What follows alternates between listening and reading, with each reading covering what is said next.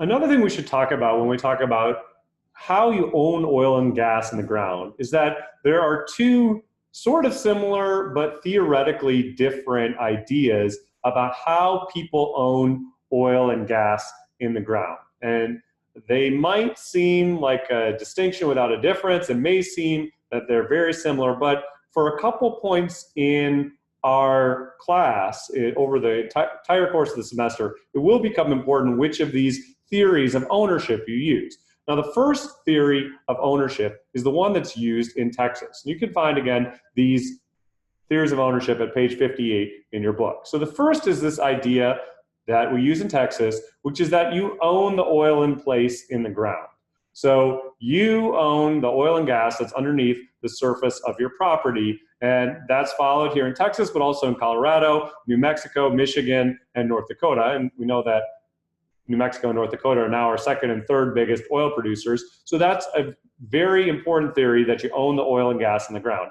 And I think the thing that you have to keep in mind about that, though, is that although you own the oil and gas in the ground, if somebody starts extracting oil from the property next to you and your neighbor starts pumping, some of your oil and gas may end up with them. And as we'll see with the rule of capture that we'll talk about later, that means that you don't own it anymore. Now it belongs to the neighbor. So that's an important qualification, but the basic idea is you own the oil and gas underneath the ground in your property.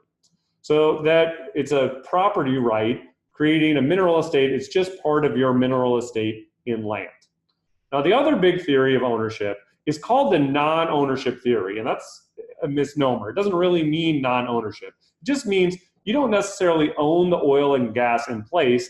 Instead, you just have the exclusive right to produce oil and gas on your land by drilling straight down for it. So you have that right. Sometimes we use a French term for it, which is a profit or a profit à prendre, and that's followed in Oklahoma, California, Louisiana, also important oil and gas states. And I think one thing you'll see throughout the course is that often Oklahoma has rules that are slightly different from Texas. So we often use it as an opportunity to contrast those rules. So contrasting the rules here, Texas believes you own the oil and gas in place on your land. Oklahoma says it's really just a profit à prendre. You just really have the exclusive right to try and produce oil and gas from your land.